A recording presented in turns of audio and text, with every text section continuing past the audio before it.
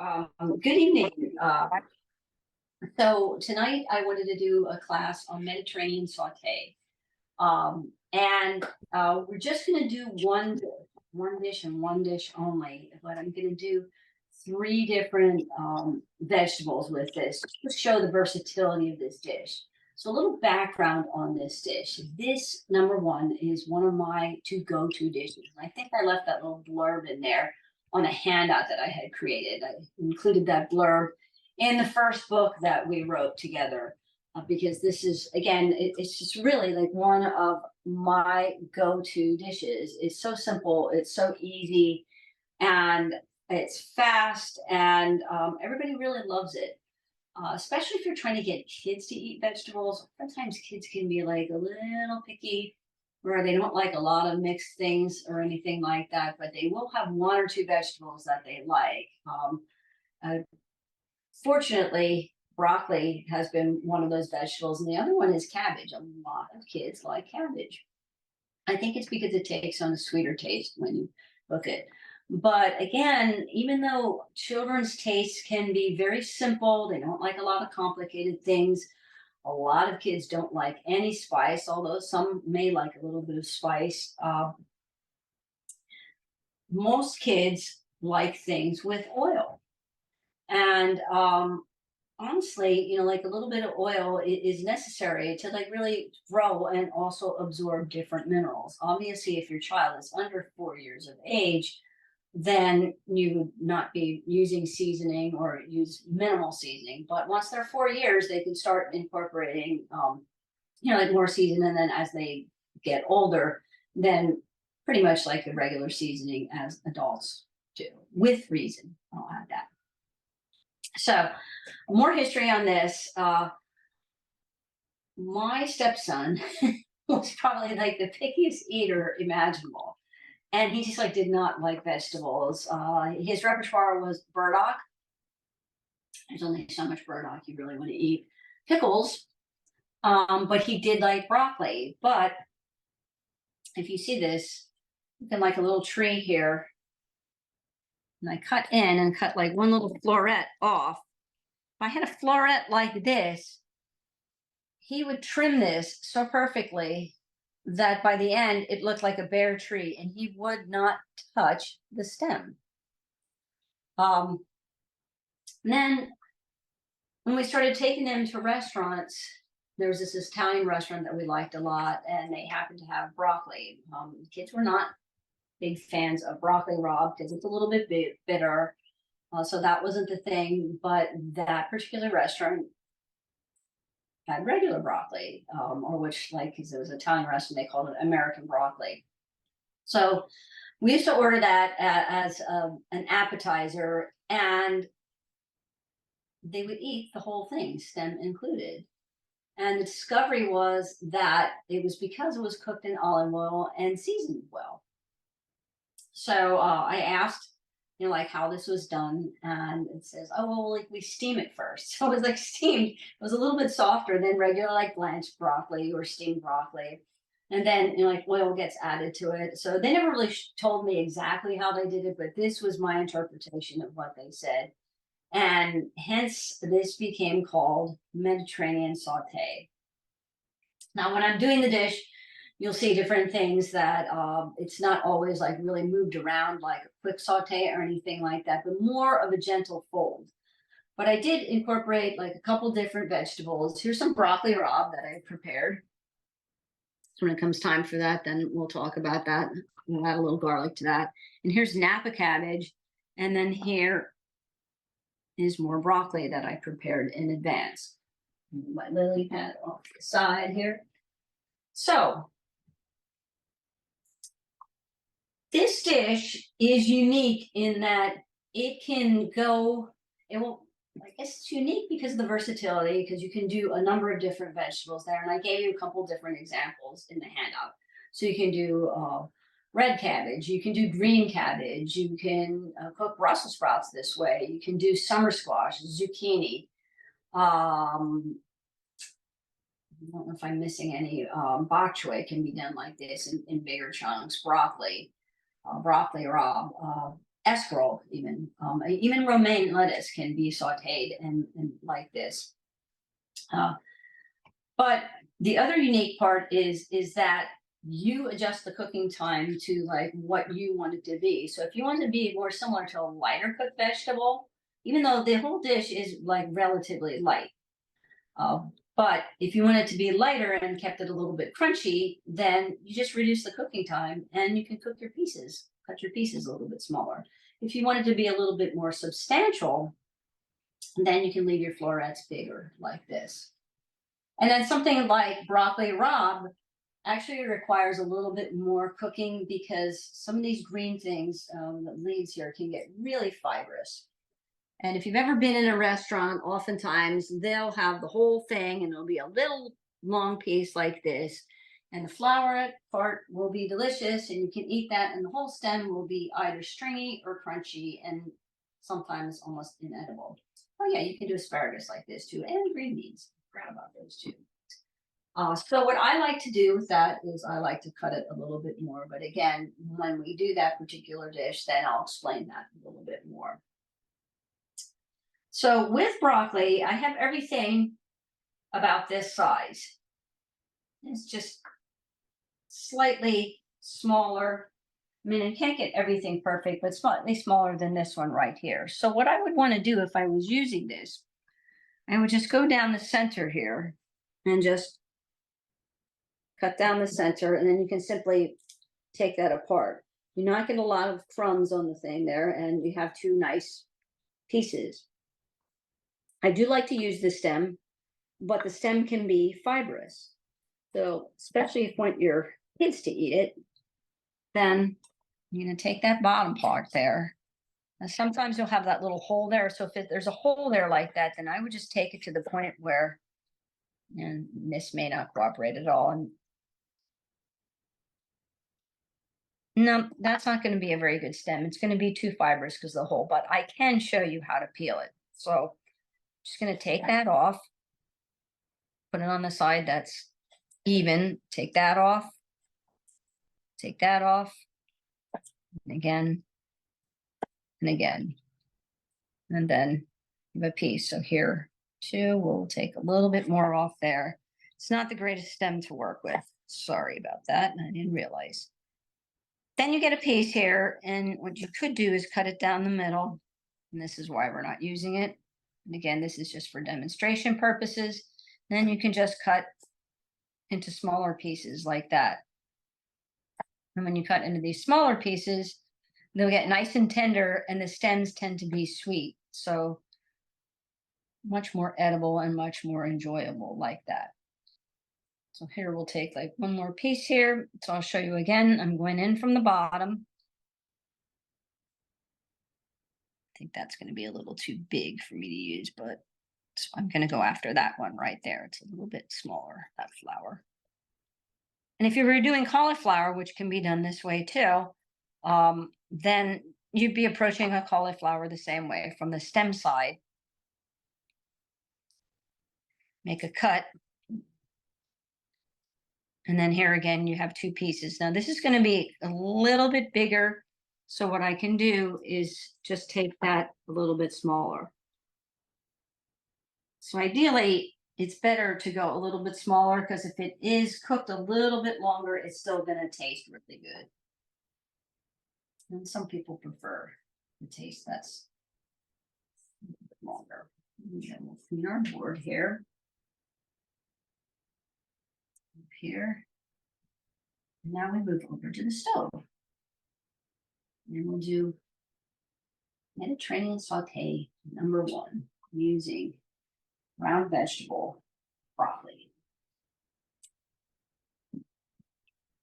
So we start off, and I like the cast iron pot here. If you have a donabe pot like this, this is a Japanese donabe pot, a cast iron pot for sautéing. Not to be confused with the earthenware pot that you would do nabe in or that you would cook brains in. And a little bit of water goes in the bottom here. Okay. And then you're just going to place broccoli in here. Now, certainly if you were going to use garlic, you could do that.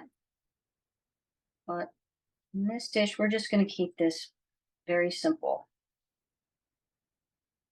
Also, if you're using this for lunch and you're going to be around other people, then it's not always advisable to eat a ton of garlic, depending on who you have to communicate with. Whereas home, you're probably just with your friends or family, and that's not going to matter as much. If you're with clients, that may matter.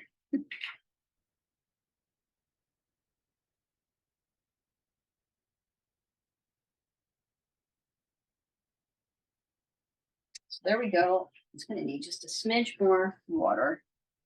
I don't want it to burn as I talk. Very, very simple. And then we're going to take our lid, which is over here, and I'm going to place the lid on top. If you're using one of these pots, carefully line up the sides here to the sides here. If you line it up like that, what happens as this cooks, this forms a seal. So even though this has a little crack in it, because this is a pretty old pot, we're going on well over 20 some years, and the lids are very delicate, but this lid's still fine, because when I put this on, this will form a seal. And that little thing there, it swells, it will close up. So you want this to be perfectly lined just like that. And then I can lower the flame a little bit.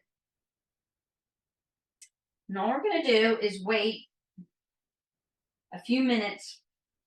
And it's interesting because this dish is called sauteed, but really it's more of a steamed dish first, steamed and then a fold. So I don't know where Denny got the saute, I guess because oil was involved, but that's what it became known as. And this is what how you make this particular dish. So it's very different from something like kimpira style. So kimpira style cooking, that's very common in Japanese cooking and macrobiotics, is a style where you're sauteing first, a little bit of oil or water saute, and you're sauteing a vegetable, then eventually you add a second vegetable, a little bit of water, and then you steam. So in that process, the little bit of oil and the salt adhering to like the root vegetables often, or root and rabe vegetables, allows that to be carried deeper into the body. And what happens then is the initial part is an activating part. So you're activating ki and energy. And then you put a little bit of water in, you put the lid on, and it steams. So then that does is that drives then the energy in towards the center and down. So kimpira style has a deeply nourishing effect, even if you're just using 2 round vegetables or root and round vegetables in the case of sweet vegetable kimpira, which in many cases, I recommend that almost a lot more and make that a lot more for people than I do the traditional carrot burdock or carrot burdock lotus root. But that, in essence, is allowing us to take minerals deep into the body. So it's a strengthening dish. When you use the subtle change of 2 sweet vegetables, then that's strengthening and relaxing at the same time. This, it's very different. You're starting off with steaming. So you're bringing the energy in and down, and there's no oil added at this point. So oil added at the beginning is that deeply nourishing effect. Then once it steams a little bit, if you notice the color here, we're all ready to add the oil. So you want a little bit of condensation there. And then I'm going to add some olive oil. So you can be generous if you want, be liberal with that oil, or you can be conservative.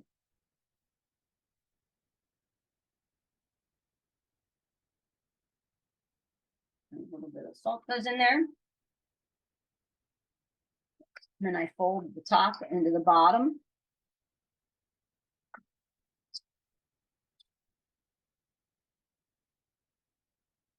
So it's a little bit of activity, right? Oil's added more towards the middle or the end, depending on what vegetable we're using. So this particular style of cooking is much more relaxing. You're starting off steaming, but then you're opening the lid, you're lifting it. You're adding oil, which is that rich, luxurious taste. You're adding a little bit of salt because you need a little bit of salt to make balance for the fat and the oil in there. Then you're folding it over and you're going to let that steam for a little bit.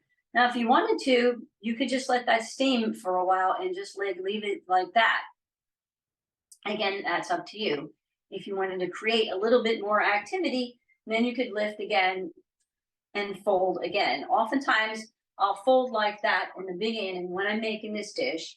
I find that broccoli and cauliflower taste a little bit better, also cabbage, when they're cooked a little bit longer, because it really brings out that rich sweetness. So in that way, again, this can really double as a substantial dish. So it's great if you want something that's a little bit more hearty, but still light at the same time. So perfect for like evening meals or like a quick lunch where you can have some other things. So if you want to keep things light, you can always like make this and then like serve a salad together with it. Again, you can tell that's going to have a little bit of a crunch to it, but the color is really nice and bright. And unlike Kimpira, I have like a medium flame going here, but it's not like a quick saute where I'm moving things around rapidly.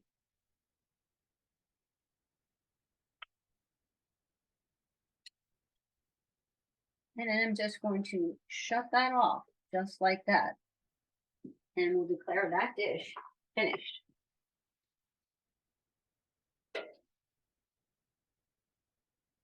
So I'm going to take this out, and move this over to the side, excuse me, as I grab a little fork here. So I don't burn myself. The cast iron really maintains heat, so you want something that you can actually like grab. You can pick this up again. I'm just going to bring this over.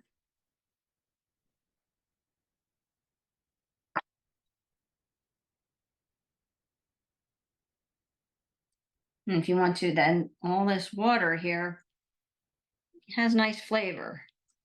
So I can tell you right now by the color in this, this is going to have a little bit of a crunch to it. You can see that the color's a little bit deeper. It's not bright, vivid green. Completely different if I pull this, right? Very different. And if you want to just add a little bit of that, you can do so.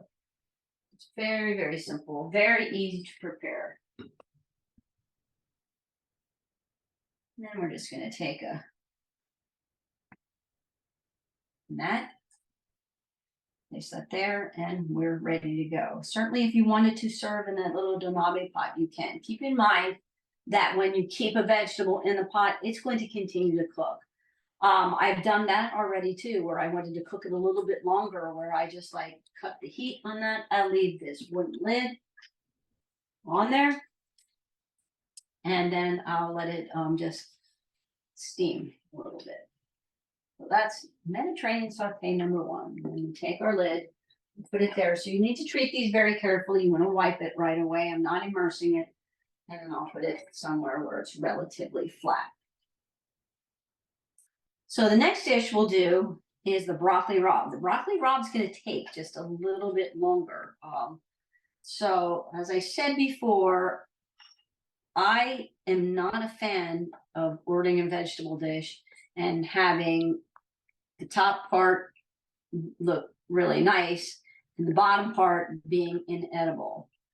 If you cannot cut a vegetable with a fork, then something's wrong, seriously.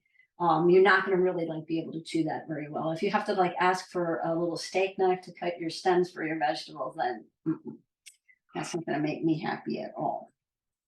So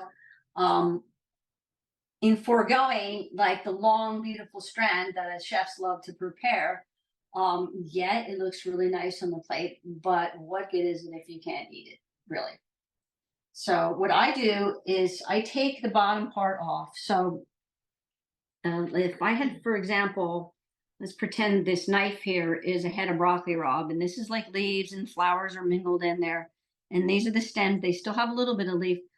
I take a lot of that off. So especially if you're going to get this little hole like this. So broccoli rabe has those little hollow holes too. None of that's going to be very edible. It's not going to be delicious. It's going to be like really like chewy and fibrous, and probably to the point that you could chew 100 times and you're not going to chew it up. It's just not going to be good. So I removed that and I just like put that in the compost bin. And then I have this separated a little bit, and these, because I could go across and just like chop all this up, and probably a couple of the flowers got intermingled there somewhere along the line. But it's nice to have a couple of little flowers intact like that. But for the most part, like this will go in first, but we'll cook it pretty much at the same time. I've been finding that on broccoli rabe, a lot of the stems are a little bit more chewy, and this time of year, the green part's going to be also like more fibrous. So it definitely requires a little bit more cooking, and this, even though you have this thicker stem here on the bottom, it will cook about in the same, it'll take about the same amount of time. So broccoli rabe is a flowering broccoli. And you can do broccolini the same way. So broccoli rabe has more of a bitter flavor to it. It would be, as far as 5 transformations, so like this is like tree, but it's also like very sweet tasting too. So this is more like moving towards fire, because it has that bitter sense to it and that bitter taste. I love broccoli rabe. I especially love it cooked with pasta or chieti and broccoli rabe. One of my favorite dishes. I love broccoli rabe to cook together with white beans. There's just like a whole lot that you can do with that. But I also like it just cooked separately as its own vegetable side dish. Because of the bitter nature, not everybody loves it. So that's just like a personal preference. Broccolini, on the other hand, is going to be a longer stem. The stem's similar to that of broccoli rabe. You're not going to get a whole lot of leaf together with broccolini, but you're going to get a flower on the end. So this has a much more compact, dense thing. It's a stronger vegetable than this. This is more young than this, right? This is more relaxed, because if you look underneath, even if you look here, see how dense this is? You look at that and you look at this.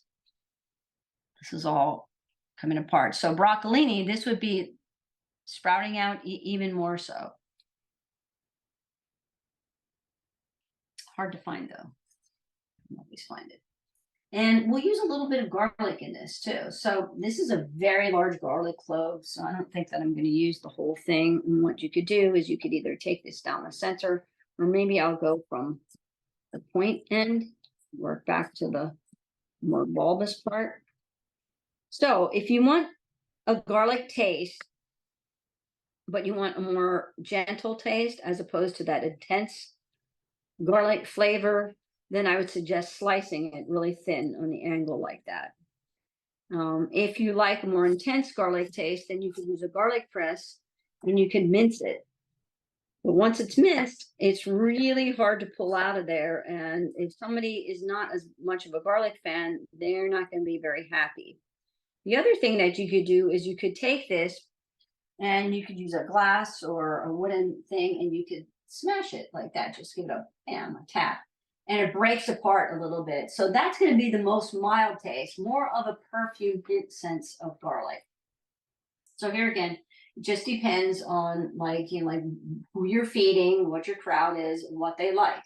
Also, like what you like. So we'll come back over, and I'm going to go to different cast iron, and we'll start off similar.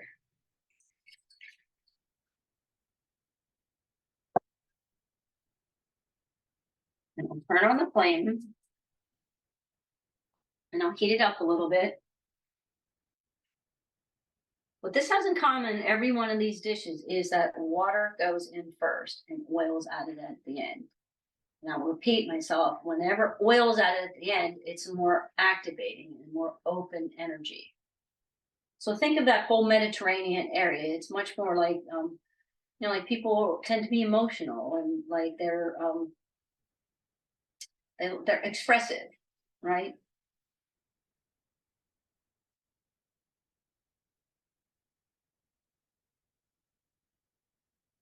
Put a little bit of garlic in there.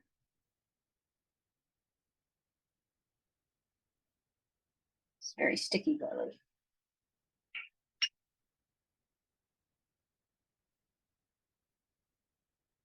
And then if you wanted to add a little heat source to this, again, what I would recommend is some red chilies. I have some serious red pepper flakes, but and some people like cayenne. They like to cayenne the thing, or even a drop of hot sauce. I wouldn't use anything like harissa like with this because it's going to discolor the broccoli rabe, and then their leaves are going to look like all yellowish, and that's not very great to look at. But oops, it's like part of that thing came off. If you want to get that sense of hot, but not like killer hot, then you could also put a chili in there, a whole chili. Keep in mind that different chilies have different degrees of heat, and that's just going to depend on like what you want. And here I'm going to use a pair of chopsticks for this dish. We're going to simmer the garlic a little bit, so it generates a nice aroma. And you're starting to get a little bit of like the color from the chilies are leaching in here. Smell it? Ooh. And that'll open your sinuses with the. And then we'll put the leaves in there.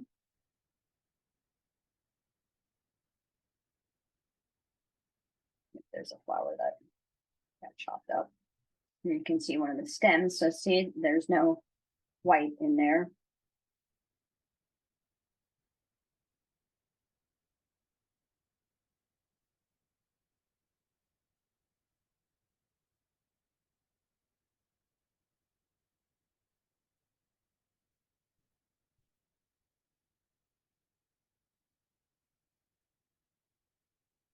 Here again, the length of cooking time is going to really be determined more about how you like the texture.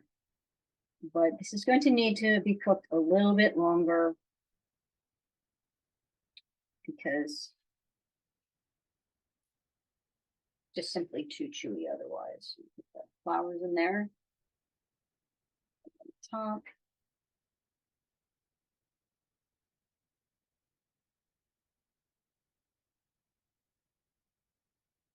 There we go.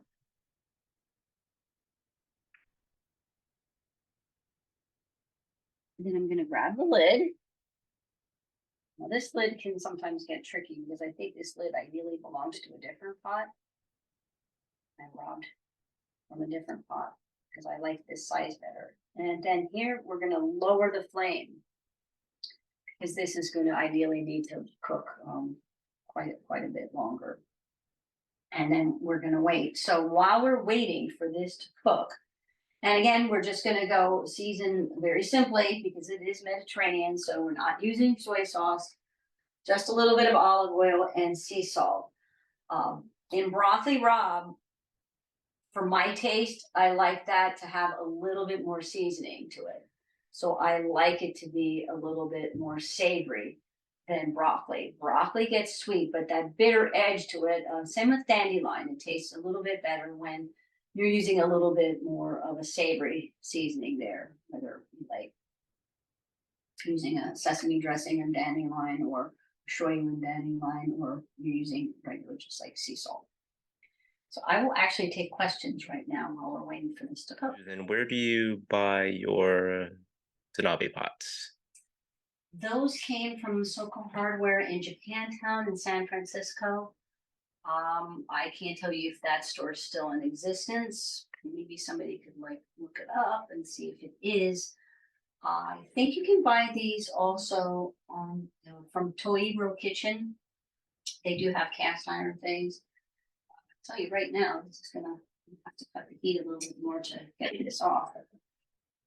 This is what we have going on right now. Look at it.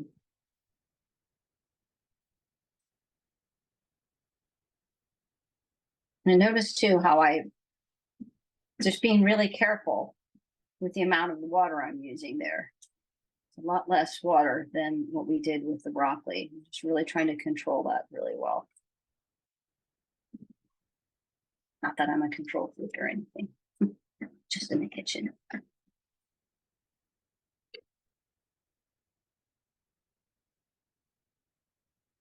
So let it simmer a little bit longer. Yeah, this is a Cuisinart right here, and that's a Cuisinart lid that sadly has been dropped a couple times, and I have a little dents there. I like the Cuisinart a lot because this particular one has the copper sandwiched in between the stainless. And I will be switching cookware when I do the Napa cabbage. I feel like when you're doing a leafy green this way, you can get a little bit better crunch when you're using stainless as opposed to cast iron. Cast iron, a little bit of the iron will leach out into the food, which is not a bad thing because especially if somebody's iron count is low, most people have lower iron count, then that's a good thing. But at the same time, it really brings out a much more rich flavor. And cast iron, because it's porous, it's going to be a more gentle effect than stainless. Stainless steel is a much harder material. Josephine, did you have a question? Oh, yes. Basically, it seems in any of these dishes, and especially the first dish, you always add a little bit of sea salt. Yeah, I don't think people should be afraid of salt. I think this is really, really important. I know that over the years, people were saying less salt, less salt, less salt. But I just read a whole article on the consumption of water and the myth of how like we're supposed to like have like 8 glasses of water a day. Well, I don't know about you, but if I drank 8 glasses of water a day, I'd be using the toilet 24/7. And every time that you drink a lot and you urinate a lot, you're urinating out the water soluble vitamins and minerals. So if you're having to urinate throughout the whole day constantly, and look at the color that's in your toilet, if it's pale, then you're losing a lot of minerals. So I think that's a myth. And Dr. Mercola, who I do respect with a lot of the things, I read a lot of his articles, was talking about the whole thing with doing water and really how people think that they have to like really be super careful of their salt intake. So you don't want your food to be super salty or anything like that. So if you're having to wake up in the middle of the night and your mouth is all dry and like, or in the morning and you're having to like use the bathroom, that's also probably an indication that maybe you did have too much salt. Or that could be an indication that you had something that was a natural diuretic, like an alcoholic beverage, didn't have enough salt. So you really need to like be careful of that. And I don't think you need to fear using salt and seasoning well. No, I agree. So I think you're going to need to mute your phone or your device, please, Josephine, because we're getting some feedback. So now we're going to add some olive oil. Serve this too. I'm going to be a little bit more generous here as well with the olive oil. It's a dish, so it's going to require a little bit more salt. My pinches are super, super tiny. This is probably less than 1/16 of a teaspoon of sea salt. And then I'm going to flip around. So when this starts to get this deep color here, then you know that you're closer to being done.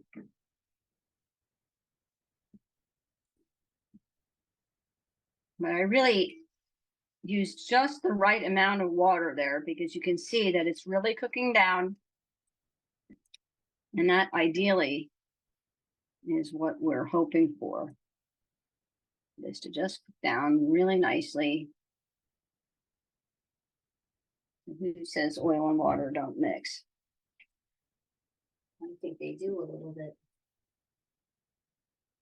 And then I'll place this on again. Just like that. I'm going to get a different type of serving dish here. I think that would look better.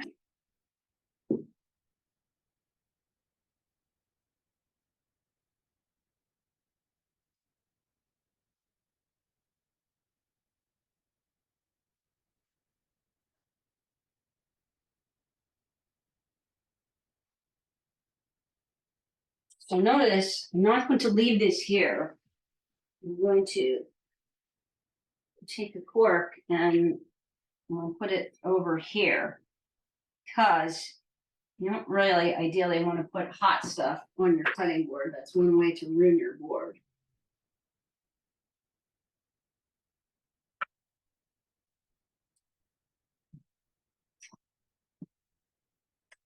So here again, we play the waiting game just for a little bit.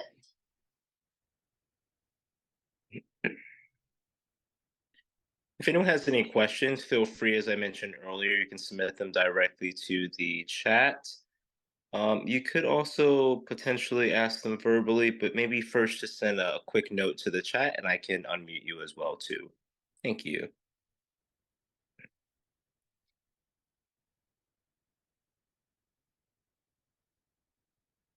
I suppose if anybody had any questions about how to do any of the other vegetables that are on my list there, I'm happy to answer that too. Let's see. The reason to cover with bamboo mat and not to use a plate to cover. Well, bamboo has holes. I don't know if you can see me behind here. It has like little holes, so the holes allow steam to escape. So you're keeping the essence and the energetic essence of the dish in there. So food has like the invisible part, the energetic value there. And then it has the physical part too. So I'm trying to keep everything together in the dish there. So I'm respectfully covering it. Plus, it keeps hands out of there, it keeps bugs out of there. But the bamboo mat has the little slats there. So steam can get escape. So it prevents it from continuing to cook longer. Obviously, anything that you take out of the pot, unless you were to like run cold water over it, which we're not doing that, it's going to continue to cook a little bit. But this allows it to cool a little bit more naturally. Whereas if I put something on top of it that kept the heat in there, you could end up overcooking it, and then you're not going to get the texture that you ideally desire. Where here, the bamboo mat allows you to cover it and still maintain that particular texture that you desire, providing you didn't overcook it in the first place.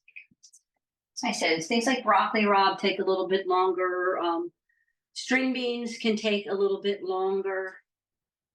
Asparagus are quicker, and I generally do asparagus in the stainless because the little tips are very, very delicate. And Brussels sprouts take longer. If you're doing a Brussels sprout, that you have to take the bottom part off and either half it or make an X in the bottom. So depending on what you're doing with your Brussels sprout, and cauliflower too can sometimes take a little longer.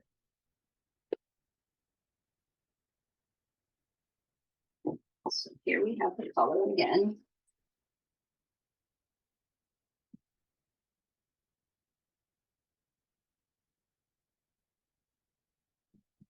If you're uncertain, you can always just like grab a stem and taste it. And the stems will get tender very easily. The part that has more concerning, the flowers get tender.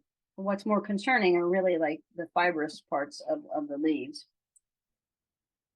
But I'm pretty sure this looks pretty done to me. So I'll just like give it a loop around a couple times.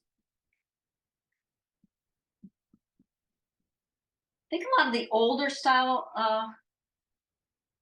Italian restaurants here in South Philly, they will chop it up a little bit more. They'll cut it. Some of the restaurants that are trying to be fancy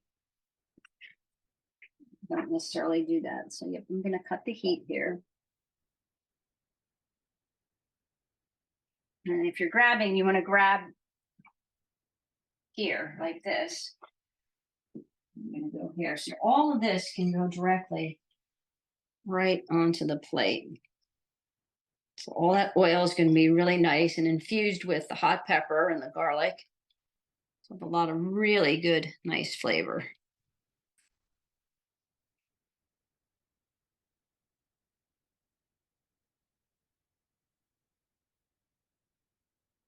The one thing when I am eating out, which I do love to go out, but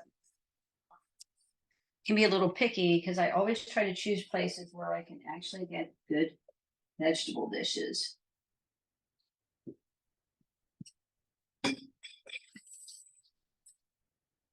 mean, to clean these dishes up too, it again, very, very simple. All you do is put a little water in the pot.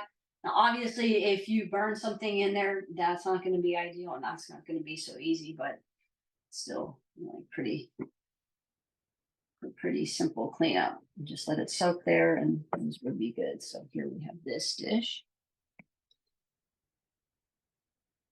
It almost looks too beautiful to cover up.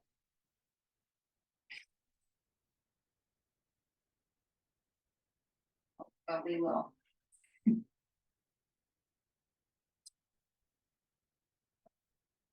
Okay, then last but not least, we'll do our sauteed Napa. Switch pots. So here, grab my little thing here. And starting the same way. Now, if you wanted to, you could potentially put hot pepper in here if you wanted to make it more Asian style, like garlic cabbage or garlic hot pepper cabbage. You could use like the little Thai chili peppers in here. That would be interesting. And you could then use a little sesame oil. When I use sesame oil, then I like, unless you're using just a drop or two of oil, you can get away with sea salt. But if you end up using a little bit more, then I would recommend using like a couple of drops of shoyu or even umeboshi vinegar works well with sesame oil. But umeboshi vinegar as a seasoning also works very well with olive oil. It works. It's a good thing. Keep in mind too, if you're using sesame oil is a much heavier oil than olive oil. Olive oil is going to spread more, where that sesame oil, you don't really need a lot of it. A little bit of that goes a long way.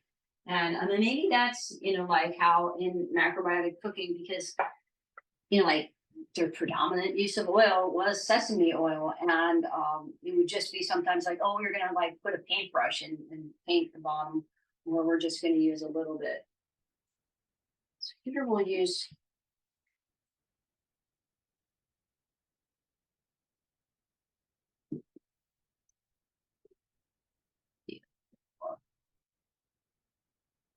Water there, so I don't want anything to burn. So here you're going to do this in sections.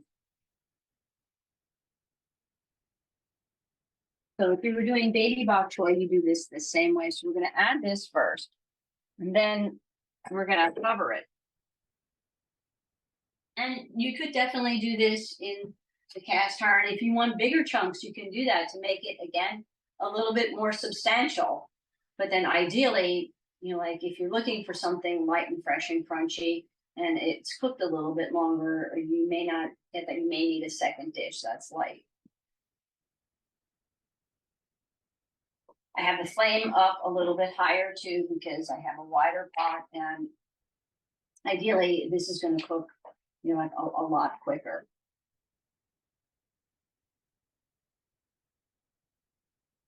Use the long hand chopsticks here. Okay, so here we have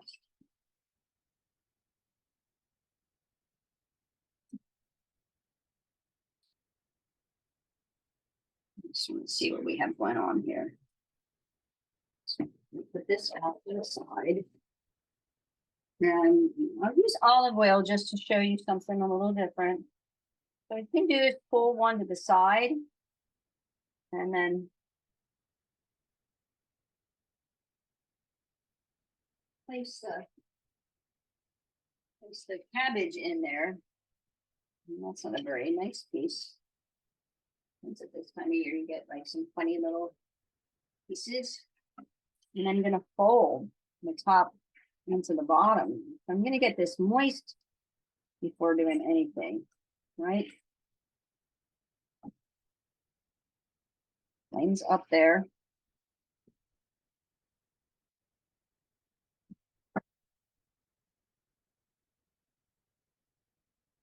Keep the flame down just a little bit.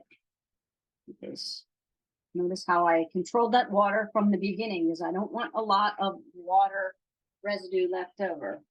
And then you can just be as generous or as conservative as you like. Add some sea salt.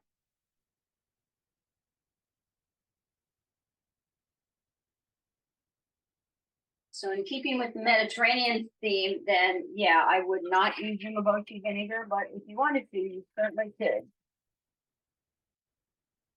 Now Napa is much juicier, so you've got a lot more flash going on there, hence the long chopsticks. So use a longer handled utensil as I'm doing here.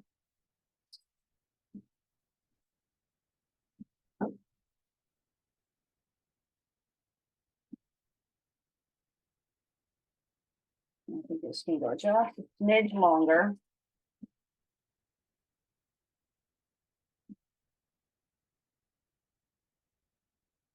And when I do this, I don't serve this with all the juice. I don't like that. I don't like when it's sitting there in a puddle of stuff. I especially don't like when it's sitting in a puddle of stuff when people use sesame oil and then they use shoyu. That's when it starts to absorb all kinds of salty flavor. You take this and pull this off here.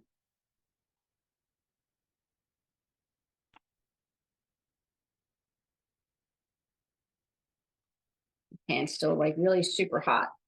So you're gonna get some oil, but it's not gonna be, you know, like, or some water, but it's not gonna be like this watery dish.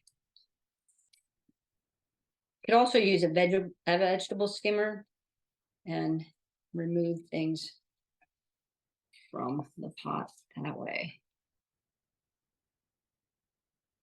I honestly could fill an entire class with just this particular dish and this style of cooking.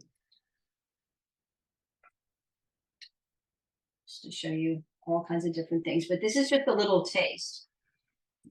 And maybe we should just take, you know, think about taking different cooking styles and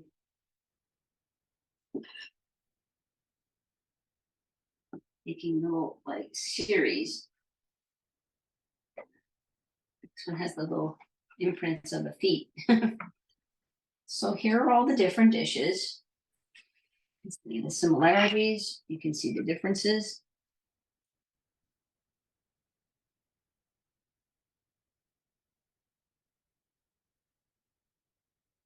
They're all pretty beautiful, I think.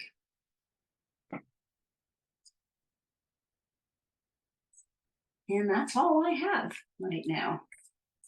So I hope you enjoyed this, and as always, we'll continue different free classes because we are nonprofit. So we like to support the community and people, and also support people who can't always like afford to take different classes. In turn, we do hope that you support us as well because we work real hard to make things possible, and we're always trying to like upgrade things and think of new things. So yeah, I hope you can support us. Alrighty, so we're gonna go back to the questions right now. Let's see here. I already mentioned this. Yes, we'll be doing some more of these classes, and I'll get into that in a little bit here. We answered that question. For how long? Da, da, da. So we have a question here. For how long do we cook the leaves without losing minerals and vitamins? This was about 10 minutes ago, so I'm guessing that may have been for the broccoli rabe? Broccoli rabe, yeah. You're not really using any minerals or vitamins. If anything, so certain things can take longer cooking, like a collard green.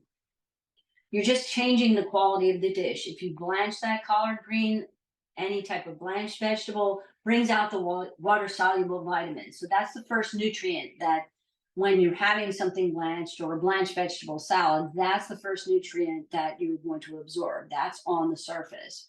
When you steam something, that brings out fiber, and that brings out a little bit more protein and more of the mineral quality of the vegetable. So the same goes with long steaming, as in the case of like mishime, or if you're with or without kombu, if you're not using kombu and just long steaming a vegetable, like so sweet potato or long steaming cabbage or beets or different things. You're not losing any minerals. You're gaining minerals, but it's just kind of giving more sustenance and more lasting energy to that particular dish. So as opposed to this is, trust me, this would not be good if it was just lightly blanched. I don't think it would be delicious at all. I don't even know that it would be chewable. If that is a word.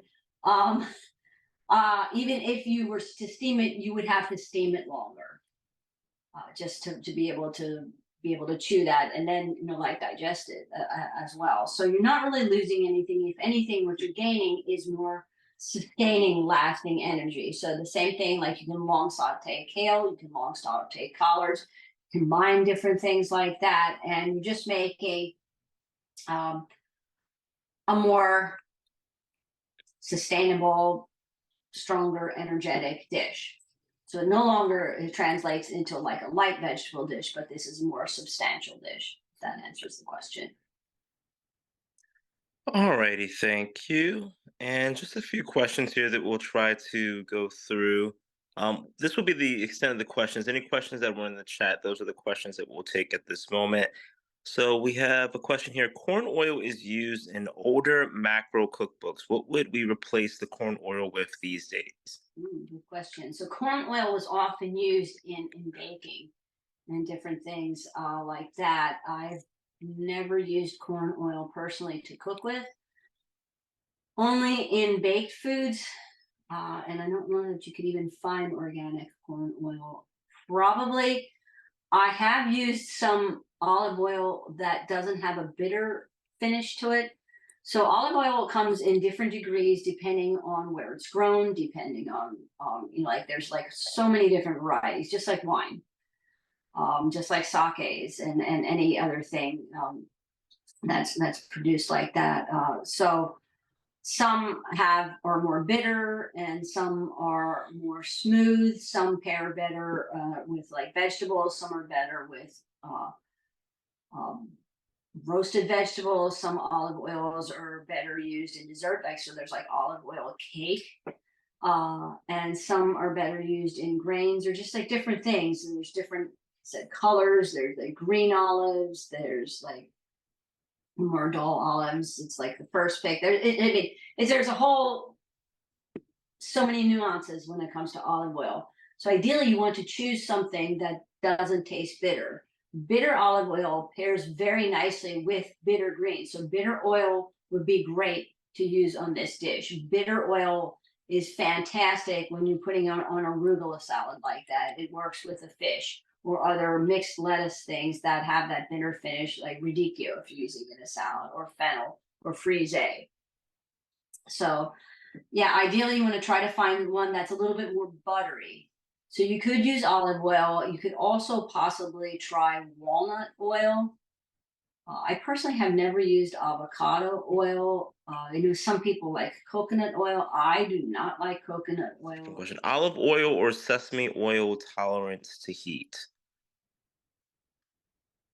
About equal. I think sesame oil can burn like really quick because generally what you want to do, especially if you're using a cast iron, you're heating. I turn my flame on first, then I add a little bit of sesame oil, and it's just like a couple drops. I do not pour sesame oil, and then I lift up the pan before it's too hot, and I just coat it around there because it is so thick and heavy, and it tends to have that thick, heavy taste about it. So when I put my vegetable in right away, I almost certainly add water to it almost immediately. Where if I was using olive oil and I was using olive oil from the beginning, I wouldn't have to use it quite as much, and you can get away with using more oil. It's a much thinner oil. And sesame oil foams when you use too much of it, so you don't really want to ever like fry in sesame oil. But I have fried in olive oil successfully without burning it. You just have to be careful. When it starts to smoke, you just want to scrap it, wash your pan out, wipe your pan out, soak up the oil that you have with the paper towel, and start from scratch. That's when it turns like into and gives off carcinogenic effects. Alrighty, and our last question here says Denny always stressed the importance of Napa cabbage. What is the quality of Napa that makes it so healthy for us? Denny liked Napa cabbage because it's more juicy, and I think a lot of people um tend to have a drying quality, so like their skin is not fresh. It's a little bit more on the dry side, especially like too when people age a little bit, you lose a little bit of that fresh uh, quality. Or if people have taken too much salt, or people in general that their condition just becomes too tight and contracted, so they don't have a freshness about them. So Napa cabbage is one of those vegetables, and it is really, it's very versatile. You do so much with it. It goes well in soups. Okay. I don't think I'd like broccoli rabe soup. I think that would be probably pretty yucky. But you can use this in shoyu soups, miso soups. You can use it in a minestrone type soup. You can saute it. You can press it. You can blanch it. You can steam it. It's pretty versatile. And you don't have to cook it as long. It cooks very, very quickly, as opposed to sometimes kale you have to cook longer, or collards. Mustard greens are pretty quick, and it has that sweet quality. So it covers a lot of bases.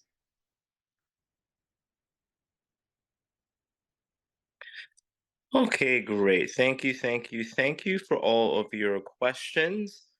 So that will be it for our presentation for today. As I mentioned in the email, and as always, we will have an opportunity for this recording to be free. We'll have an opportunity for you to be able to rewatch this. The recording will be available within the next 24 to 48 hours.